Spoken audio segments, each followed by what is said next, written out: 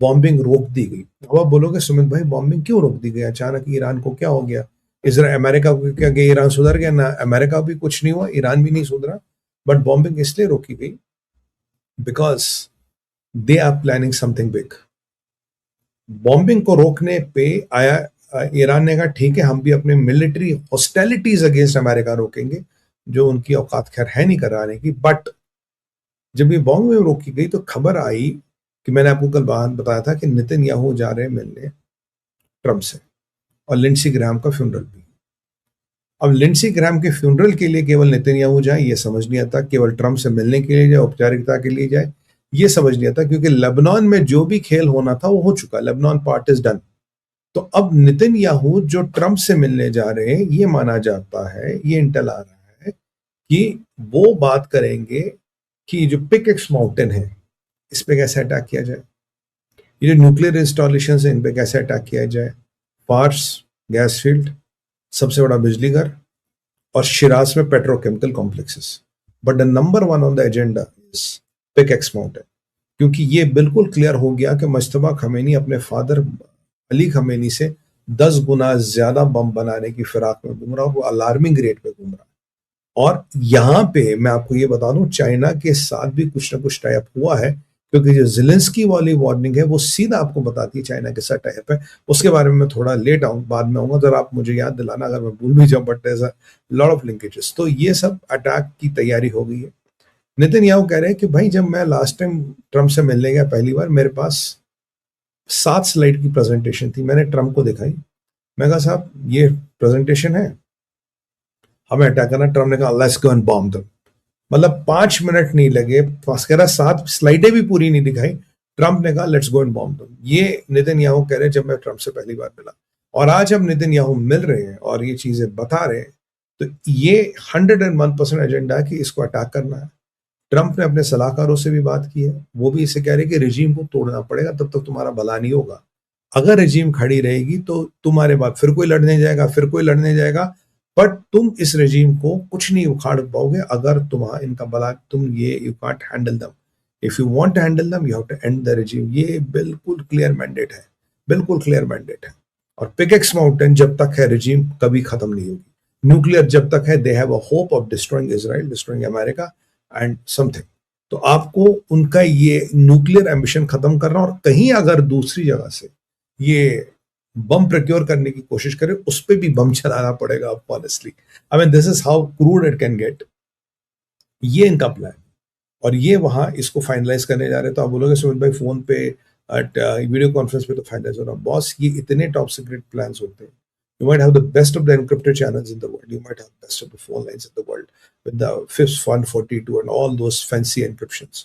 But ऐसी चीजें कभी भी इलेक्ट्रॉनिक मीडिया पे नहीं डाली जाती, ये सामने बैठ के समझाया जाता है। और संभवतः बेंजामिन नेतन्याहू ने हो सकता है ये स्लाइडें भी खुद बनाई हो, या कहीं से स्लाइड आएगी, मस्ट हैव 3-4 स्लाइड्स एंड जो ट्रम्प को दिखाएगा, खुद दिखाएगा, डायरेक्ट 1-to-1 दिखाएगा, और डायरेक्ट एश्योरेंस लेगा that when we do it America will be standing behind us. तो ये काम इजराइल भी कर सकता है, ये अमेरिका भी कर सकता है। यहाँ आप जानते हैं कि IRGC की लगी पड़ी जब उन्हें B1 दिखे, लैंसर्स दिखे यूके में, उन्होंने यूके को धमकी दी, यूके तो जवाब ही नहीं देता। फिर उन्होंने यूनिट तैयार किया, जिसके बारे में हमने कल बात की, will go and attack these assets in UK. But इतना आसान नहीं है, मतलब खाला का घर नहीं है कि कोई भी जाके ठोक देगा। It's not so easy, but ये कोशिश जरूर करेंगे, इसको करने की कोशिश जरूर करेंगे, क्योंकि ईरान भी अपने गेम बढ़ा रहा। और यहाँ ये मान के चलिए अगर ईरान का न्यूक्लियर साइट अटैक हुआ पिकेक्स माउंटेन, ईरान के असले में जितने तीर हैं वो तो चला देगा।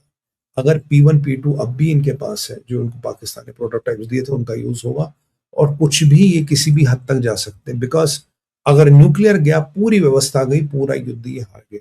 और नेतन्याहू और ट्रम्प बिना न्यूक्लियर के कोई मीटिंग करना ही नहीं चाहते, क्योंकि ट्रम्प अब समझ गया कि अगर न्यूक्लियर नहीं होगा कहानी over, we wasting our time, let's not waste our time. ये ट्रम्प समझ चुका है। तो सर ये है पूरा समावेश।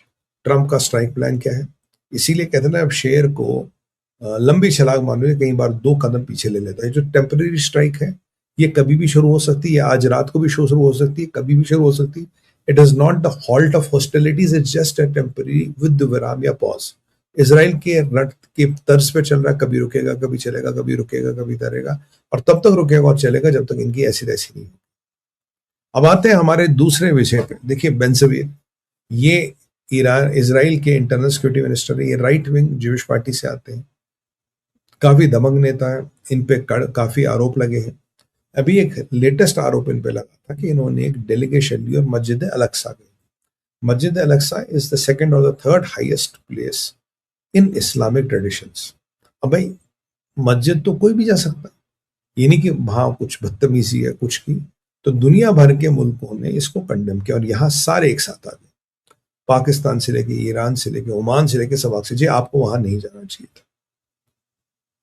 अरे भाइयों, वहां क्या हमने कोई बदतमीजी की, कोई बेअदबी की? नहीं। We took a delegation, we showed the masjid Al-Aqsa.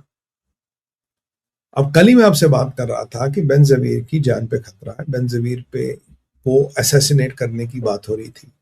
3 दिन पहले मैंने आपको बोला था ईरान ने एक हिट टीम बनाई थी जो पकड़ी गई इसराइल में, जिसका काम था Ben-Gvir, Netanyahu, general Zamir and all ये जितने बड़े बड़े लोग हैं इनको हिट करना। ये अचंभे की बात है क्या कि आज इसराइल के प्रेसिडेंट बहरीन के सुल्तान से बात कर रहे हैं, and they are talking at a very good terms because geopolitics बहुत जल्दी चेंज हो रही है। तो फाइनली बेंजवीर पे मुझे लगता है आज तक 9 या 10 अटैक हुए, 9 हुए तो ये 10वां है, 10 अटैक हुए एंड ही सर्वाइव्ड एवरीथिंग। और ये अटैक किया गया था ड्रोन के माध्यम से, और ये ड्रोन है लो इंटेंसिटी ड्रोन, मतलब लो अल्टीट्यूड लो एंड्योरेंस ड्रोन, और उनके घर के पास इसको डेटोनेट किया गया। अब ये निशाना चूका या वार्निंग थी? मुझे लगता निशाना चूका, क्योंकि इन्हें वार्निंग देके कुछ मिलना नहीं था। निशाना चूका, ड्रोन डेटोनेट हुआ, बेंजवीर बच गए, मतलब ही वॉज लकी टुडे। और अब बोलोगे अगर बेंजवीर बच गए तो अब वो क्या करेंगे? कहते हैं कि कभी इस घायल शेर को नहीं छोड़ना चाहिए, वो बदला लेने के लिए आएगा। और जो आज ईरानियों ने कोशिश की और जो विफल हो गई, पर जब इजराइल कोशिश करेगा वो सफल होगी। फिर आपके ममदानी को तकलीफ होगी, फिर सादिक खान को तकलीफ होगी, फिर ये दोनों फूट फूट के रोएंगे और जूते भी खाएंगे लोगों के, खा रहे आजकल वैसे। तो ये जितना फसाड है ये पूरा इकोसिस्टम एक्टिवेट हो जाएगा। बट उससे पहले मैं आपको बताऊं ये बड़ा एस्केलेशन है। इजराइल क्या करेगा? इजराइल अटैक करेगा। इजराइल को अब आपने, कहते हैं ना, बटे टेबल पर आके रख दिया। Israel could have not done this because if you would have not done this, अब आपने कल या आपकी टीम पकड़ी गई बेंजवीर के घर के बाहर, आपने ड्रोन से अटैक करवाया, तो you have given them every right to retaliate. अब जब इजराइल रिटेलिएट करेगा तो ममदानी और सादिक खान बोलेगा भाई साहब ये तो जेनोसाइड है, क्योंकि जब इजराइल रिटेलिएट करता वो जेनोसाइड हो जाता, जब वो करते तो वो जहाद हो जाता। जहाद जायज है, जेनोसाइड जायज नहीं है as per these two people. But ये सारा अल तकिया वाला खेल खत्म हो गया, and this man is very vindictive, is a very strong man. जिसने भी कराया होगा उसकी खैर डीटीएच की तो एडवांस टिकट कट गई है। बट ये मसला बढ़ने वाला है, ये मसला बहुत बढ़ने वाला है और बहुत ज्यादा इस पे इम्प्लीकेशंस होंगे। हाँ, इसके इम्प्लीकेशंस आपको पूरे रीजन में देखेंगे, ईरान में तो देखेंगे देखेंगे। अब बेंजवीर पे फेल्ड अटेम्प्ट कराने का मतलब है आपने इजराइल को लाइसेंस दिए to kill. Israel will use this licence to kill and take down anybody and everybody whom they, भाई रेजिम का आदमी हमने ठोक दिया, हमने मार दिया, because you gave us the licence to kill, you should have not done this, we would have not done this. But एक सवाल ये भी आता है कि क्या इजराइल के टॉप मोस्ट डिग्नेटरीज की सुरक्षा चौकस इतनी सख्त है? उनके घर के बाहर ड्रोन डेटोनेट तो हुआ, बट ठीक है बच गए, बट कहीं ना कहीं सुरक्षा व्यवस्था पे भी सवालिया निशान लगते हैं, और खासकर जब ये नेतन्याहू की बात।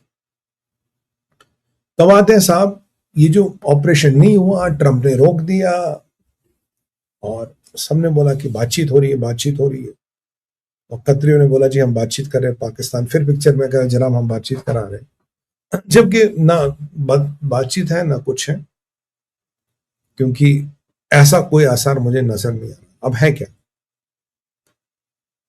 जब ये सारा काम हो रहा था, आईआरजीसी ने आज फिर शिप्स को टारगेट किया स्ट्रेट ऑफ हॉर्मुज में।